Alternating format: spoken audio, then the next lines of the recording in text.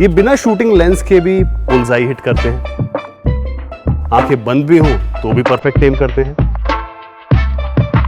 Tokyo Paralympics में gold medal जीत चुके हैं, पेरिस पैरालंपिक्स में सिल्वर जीत चुके हैं, एशियन पैरा गेम्स में गोल्ड, सिल्वर, ब्रॉन्ज तीनों मेडल्स जीत चुके हैं।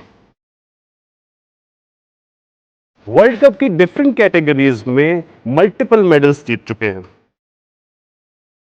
अब आप सोच रहे होंगे कि कौन है ये कमाल shooter.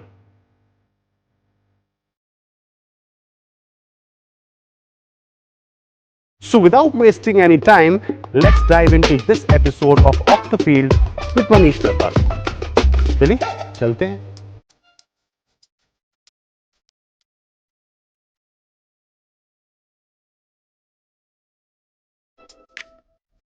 Hi Manish, welcome to the show. It is called off the field. अभी तो आप बड़े बड़े देशों में जाकर हिंदुस्तान का झंडा गाड़ रहे हो। मैं ये समझना चाहता हूँ कि आपकी फैमिली में कौन है, आपका जन्म कहाँ हुआ? हमारा जो गांव है वो सोनीपत है। पापा यहाँ पे इंडस्ट्रियल एरिया में मतलब शिफ्ट हो गए थे। मैं मतलब मेरा जो बर्थ है वो बल्लभगढ़ का ही है। मैं आपकी ना पर्सनल जर्नी के बारे में समझना चाहता हूँ, और आपकी जो बचपन की जो ज़िंदगी है वो कहाँ पर शुरू हुई, वो अगर आप हमें ब्रीफली थोड़ा समझाएं। पापा पूछते थे यार, किसी से कोई आता था यार बच्चा स्पोर्ट्स में जाना चाहता है लेकिन स्पोर्ट्स नहीं मिल रहा मेरे को, वही अच्छा स्पोर्ट्स जिसमें ये आगे बढ़ पाए। तो फिर एक भैया आए हुए थे, पापा हर किसी से पूछते थे ऐसे कौन से स्पोर्ट्स अच्छा रहेगा, किस में हम आ रहे हैं, स्पोर्ट्स बेटर है इसके लिए। तो एक भैया ने बोला कि आप शूटिंग में डाल दो इसे। ओके। और इंडिविजुअल स्पोर्ट्स है, कोई ऐसा नहीं कि मार पीट है या फिर मेरे से जो छोटा वाला था वो कबड्डी में डाल रखा था पापा ने। अच्छा, कितने भाई बहन हैं आप? हम सर टोटल 5 थे। अच्छा। लेकिन अब 2 साल पहले मतलब मेरे भाई का एक्सीडेंट में डेथ हो गई। I am sorry. चलता सरी लाइफ में वो स्पोर्ट्स में डाल रखा था शिवा कबड्डी में।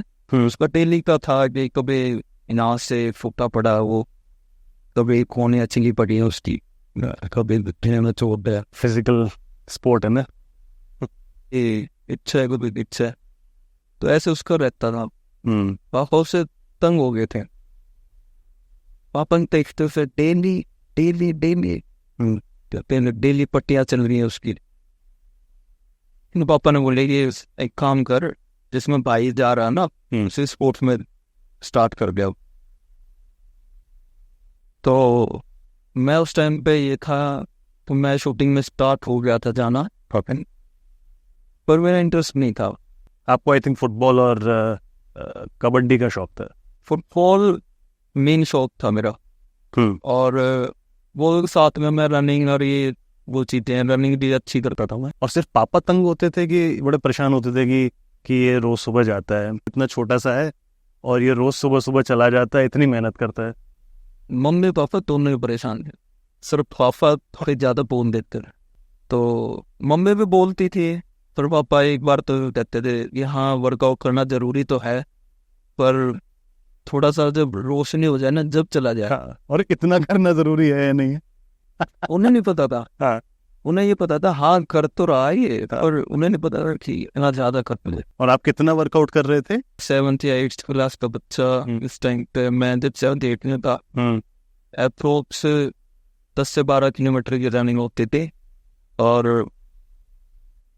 1.5 घंटे तो वर्कआउट होता। और इस 1.5 घंटे के वर्कआउट में क्या था? सो हमारे घर के पास में ना आर्मी की ट्रेनिंग करते थे बच्चे, तो वो काफी बड़े थे और बहुत छोटा था, तो उन्हें देख के मैं सीखता था। तो उनके कोच होते थे उस टाइम पे, और वो एक पतली सी डंडी रखते थे। वो जैसे मैं और मेरे से जो छोटा भाई है वो भी मेरे साथ चला जाता था। वो शाम के टाइम पे आता था, पर वो सुबह के टाइम पे मैं जाता था, शाम के टाइम पे वो भी आता था।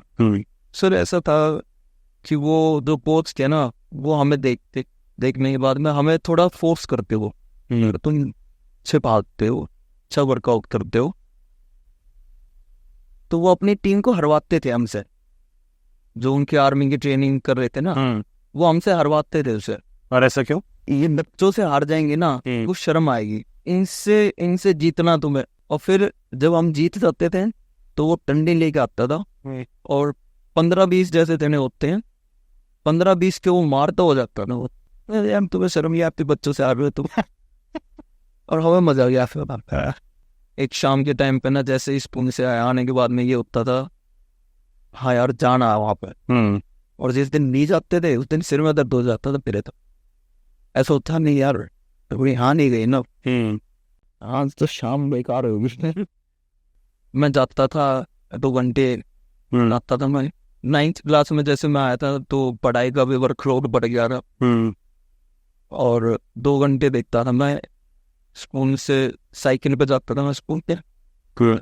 तो अपने कर रखा था कि स्कूल 6-7 किलोमीटर स्कूल है, साइकिल से जाना, वहाँ से फिर आना, तो फिर रेंज पे जाना, रेंज से फिर ट्यूशन जाना, ट्यूशन से दूसरे ट्यूशन, दूसरे से तीसरे ट्यूशन। बहुत ज्यादा पंगा नहीं ले लिया मतलब इतनी छोटी सी उम्र पर? कुछ ज्यादा नहीं हो गया? इधर जा रहा हूँ मैं, उधर जा रहा हूँ, और ऐसे ही चलता था फिर। जितनी साइकिलिंग आप कर रहे हो, मतलब ऐसा सुनने में लग रहा है तो आप साइकिलिंग भी कर सकते हो। उसका कंपटीशन की तैयारी कर ले अच्छे। मैं साइकिल मेरी ऐसी हुई थी, मतलब मैं 45 या 40-55 की स्पीड में नॉर्मल साइकिल रखता था मैं, बिना गियर वाली। बिना गियर वाली। लाइक तो ये सारी चीजें चल रही थी, पर मजा आ रहा था उस लाइफ में। उस लाइफ में बहुत मजा था। उसमें से मैं 10-10 मिनट या 15-15 मिनट में बचाता था मैं अपने, और फिर मैं फुटबॉल खेलने नहीं जाता था मैं ग्राउंड। अच्छा। जैसे रेंज से 15 या 20 मिनट पहले मैं चला गया, साइकिल थोड़ी और तेज चलाई मैंने ताकि मैं टाइम पे पहुंच पाऊँ, और पहुंचने के बाद में फिर मैंने बैग रखा वहाँ पे और फुटबॉल खेलने स्टार्ट। मतलब पहला प्यार भी चेज किया जा रहा है, मतलब जो फर्स्ट लव है उसको भी पूरी पैशनेटली फॉलो कर रहे हैं। मैंने फुटबॉल मैं अभी भी खेलता हूँ, मुझे अभी भी अच्छी लगती है वो।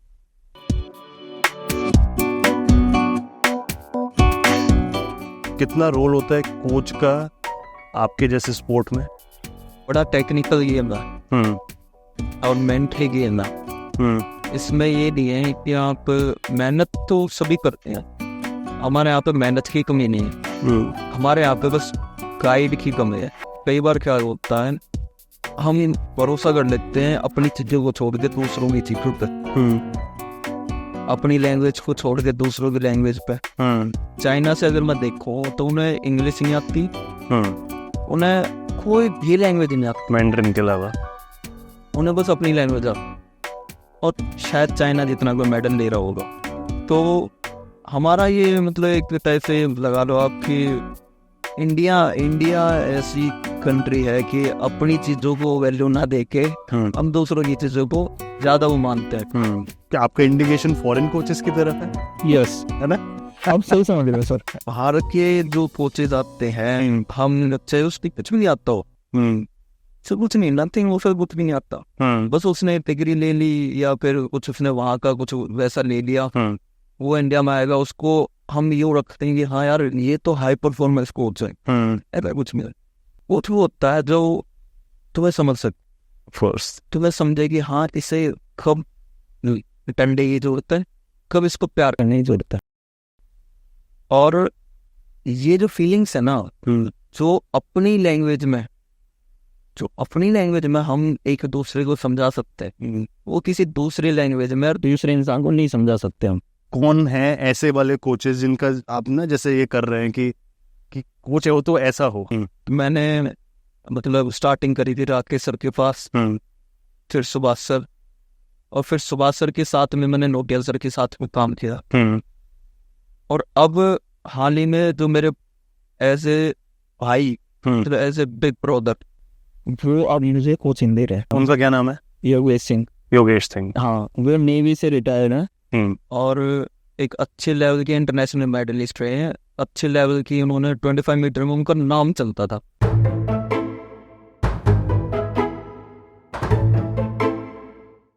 मैं ये मानता हूँ सर, जहाँ से भी कुछ भी सीखने को मिले ना, उससे हमेशा बहुत मानना चाहिए। रेंज पे भी मैं मजाक करता हूँ, मैं जब सीरियस होता हूँ, जब मेरे पिस्टल हाथ में होती है, और जब मेरे पिस्टल हाथ में नहीं है, मैं पूरा एंजॉयमेंट करता हूँ। रेंज के पीछे भी गाने गा रहा हूँ, मैं मजे कर रहा हूँ। नहीं, वो साइड मैं देखना चाहूंगा, क्योंकि मेरे को अभी तक जो है ना, मैंने स्टार्टिंग में भी बोला, मुझे तो आप बहुत serious, focus, zen like, plus आपका एक स्वैग है। जैसे पता नहीं आपने वो देखा, वो तुर्की के जो एक शूटर है, 51 years old, 51 year old Yusuf Dikec, वो आते हैं ऐसे स्वैग से लगाते हैं, पॉकेट में आते हैं, नो गियर। जैसे अभी आप प्रैक्टिस कर रहे थे, बिना गियर के भी आपने ठक से मारा, 10 से ऊपर गया।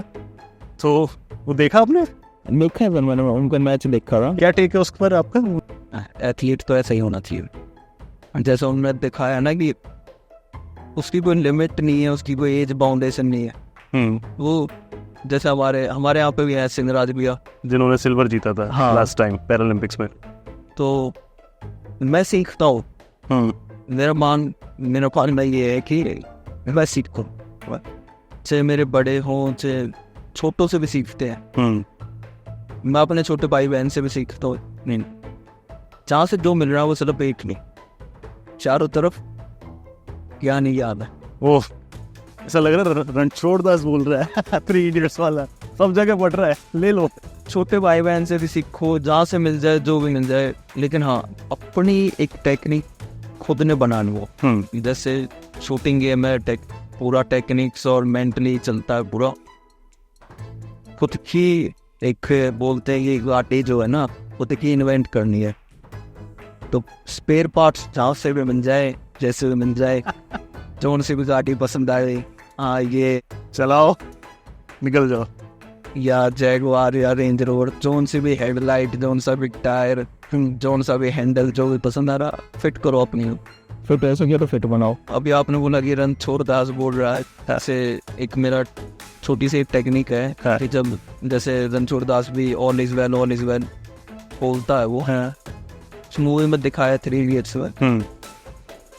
तो जब ऑल इज वेल एक बार बोलते हैं हम, कोई भी चीज़ अगर हम एक बार बोल लेंगे तो 100% वो आपके माइंड में, आपका जो एनवायरनमेंट है उसमें चेंजेस लाएगी। लेकिन जैसे हम उसको 10 बार 20 बार बोलेंगे तो वो प्रेशर क्रिएट करेगी। मतलब मैंने ऐसा मेंटली फील किया बारे में। हमने ऑल इज वेल एक बार बोला है तो वो असर दिखाएगी। हमने 20 बार बोला है ना, तो वो असर दिखाने की जगह उसकी पॉजिटिव साइड की वजह ऑल इज नॉट वेल, हाँ, that is why 20 times all is well.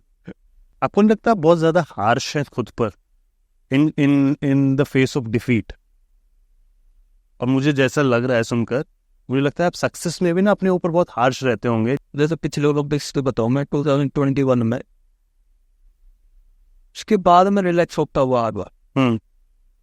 उसके बाद में मेरे मेडल 2 साल तो मेरे मेडल नहीं आए। तो ये मेरे भाई की डेथ हो गई थी, नहीं सब में से मैं बाहर ही नहीं आ पा रहा हूँ। मैं क्या, मेरी पूरी फैमिली नहीं आ पा रही है।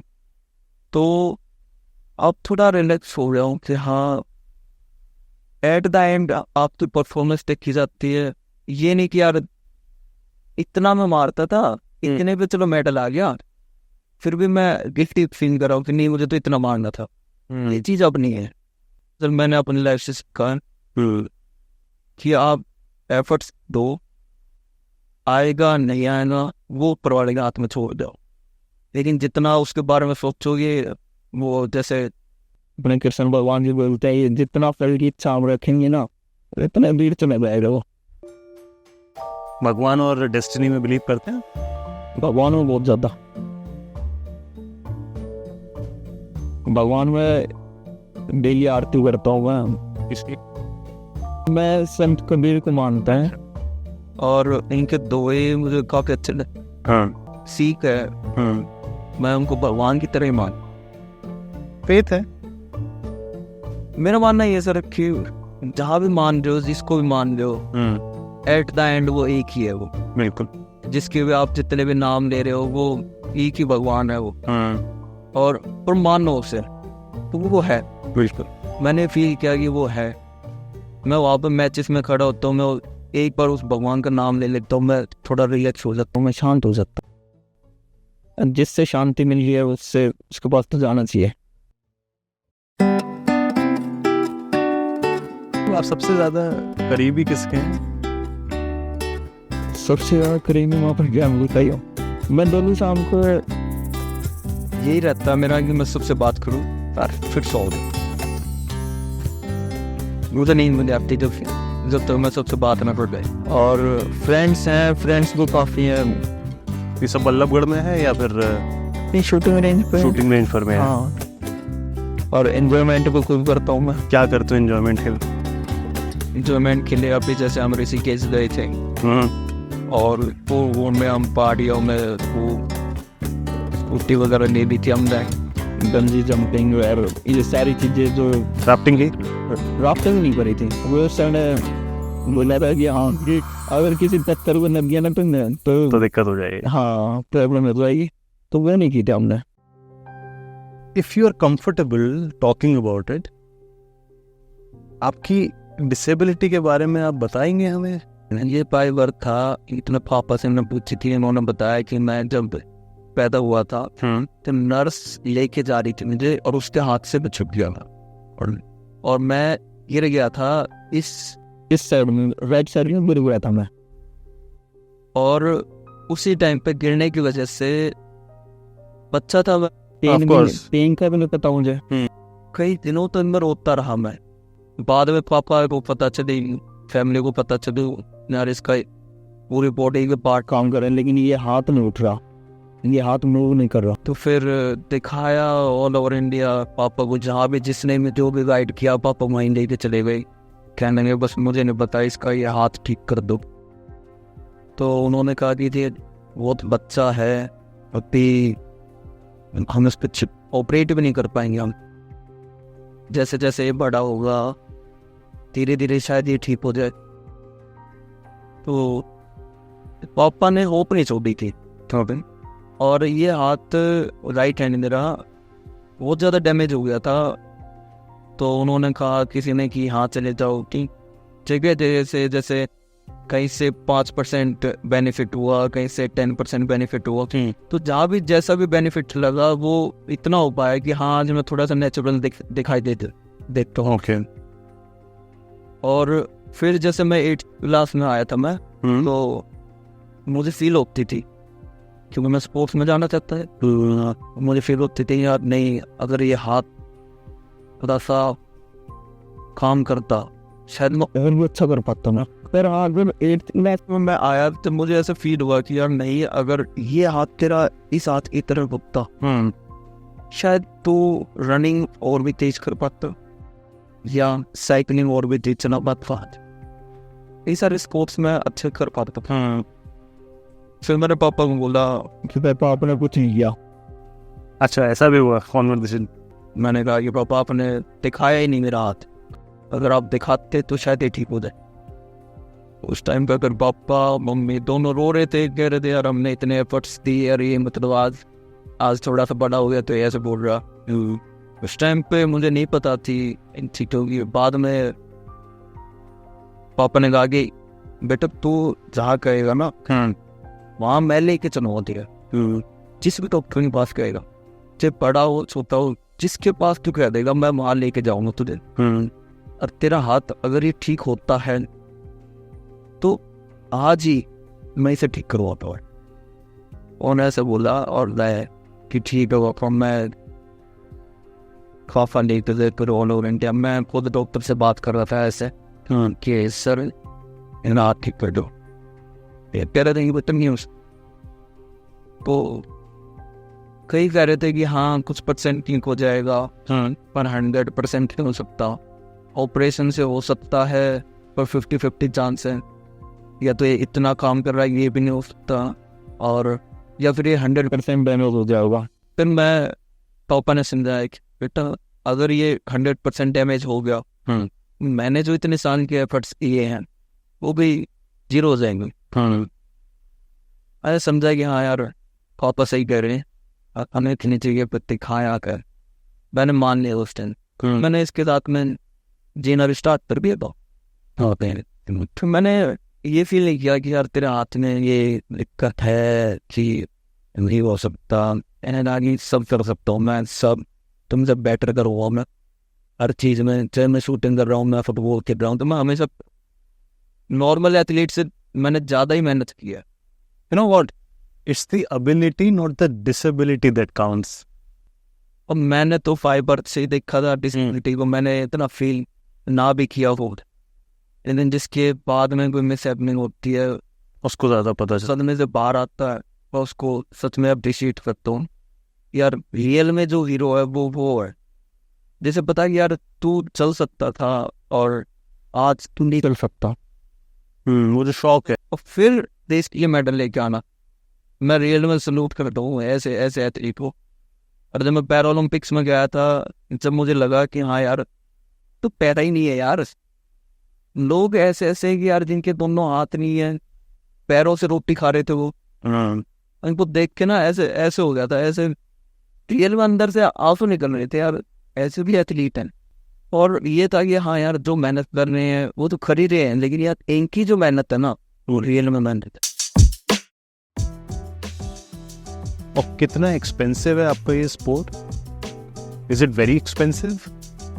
पहले होता था एक्सपेंसिव, आज की डेट में तो गवर्नमेंट ने इतनी अच्छी अच्छी स्कीम निकाल रखी है, एनसीओ बना रखी है, जैसे हमारे यहाँ पे सिंधु इंडिया से प्लेयर उठा लेते हैं और नेशनल लेवल से प्लेयर उठा लेते हैं, इनका खाने पीने का खर्चा, इक्विपमेंट्स अपने लेवल पे देते हैं वो। और फिर जैसे टॉप स्कीम है, इसमें आ गया आपका, तो आपको जो आपके इक्विपमेंट्स का खर्चा है, कोचिंग का खर्चा है, वो सब कवर्ड है। कितना कितना बजट होता है टॉप्स, अगर आप टॉप स्कीम में है तो कितना बजट हो जाता है एथलीट का? एथलीट ईमानदार होना चाहिए, गवर्नमेंट हर चीज़ देने को तैयार आज की डेट में। पिस्टल कितने की आती है? पिस्टल अप्रोक्स तो 30, फिर इक्विपमेंट्स हैं, शूज है, ग्लासेस है, और तो नॉर्मली शूटिंग में ये चीज़ें, और एमुनेशन का खर्चा, ओके, जो डेली हम चलाते हैं एमुनेशन, तो ये चीज़ें हैं, पर है थोड़ा कॉस्टली गेम ये। बट इसका सारा खर्चा जो है वो गवर्नमेंट दे देती है। स्टार्टिंग में जो खर्चा होता है ना वो माँ बाप का ही होता है, पेरेंट्स ही करता हो, और वो ही एक लेवल तक लेके आते हैं। और ऐसा भी कुछ है कि कोई आप लेफ्ट हैंडेड शूटर है तो लेफ्ट हैंडेड पिस्टल बड़ी मुश्किल से मिलती है, और राइट? हाँ ऐसा भी है। राइट हैंड शूटर जो है 98% जो शूटर है वो राइट हैंड के हैं, 2% में आते हैं लेफ्ट हैंड से शूट करने वाले। तो जब मैंने स्टार्टिंग की थी तो मैंने राइट हैंड से की थी, मैंने नेशनल क्वालिफाई किया था वो भी राइट हैंड से किया था। ओके, स्टैम्प पिस्टल नहीं होती थी, तो जैसे अकेडमी की पिस्टल थी उसी से शूट कर रहा था मैं।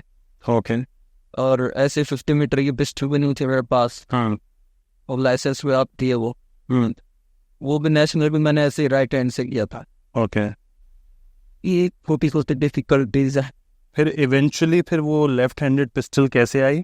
पापा लेके आए, तो बेसिकली उन्होंने कोई पोटेंशियल देखा? हाँ उन्होंने देखा है कि हाँ ये मतलब कर सकता है या नहीं, लेकिन मेरा स्टार्टिंग से रिजल्ट काफ़ी अच्छा था। पता नहीं वो परवाड़े की पेन थी। मेरा भाई जो था थोड़ा बड़ा, वो जैसे मैं ओलंपिक का मेडल लेके आया, वो पूरी रात नाचा था वो, और कपड़े उतार के नाचा था वो। रियल में देखा जाए तो वो इतना खुश था वो मेरे से, बहुत ही ज़्यादा इस करता हूँ मैं उसे बहुत ज़्यादा कि यार वो होता मेरे पास। और जिनकी सबसे तारीफ है पेरेंट्स को, जैसे आपने बोला स्टार्टिंग में कि कभी ऐसा फील होता है कि पेरेंट्स को दूर रखने में अंदर से वो ऐसे, पता नहीं कितने एथलीट्स मिलेंगे आपको, शाम के टाइम पे फ़ोन आता, अगर सामने से ही भी आंसू निकल जाए ना तो एथलीट साथ में रोने लग जाता है। तो चीज़ें हैं, इन चीज़ों को भी देखते हुए आगे बढ़ना है। काफ़ी अच्छा एक्सपीरियंस था सर मेरा, और काफ़ी मज़ा आया मुझे बात करने में। और कई सारी चीज़ें होती हैं कि इंटरव्यू रहता है, ये जब अच्छे से बात होती हैं, किसी मतलब एज ए फ्रेंड की तरह बात होती है, तो काफ़ी अच्छा लगा मुझे।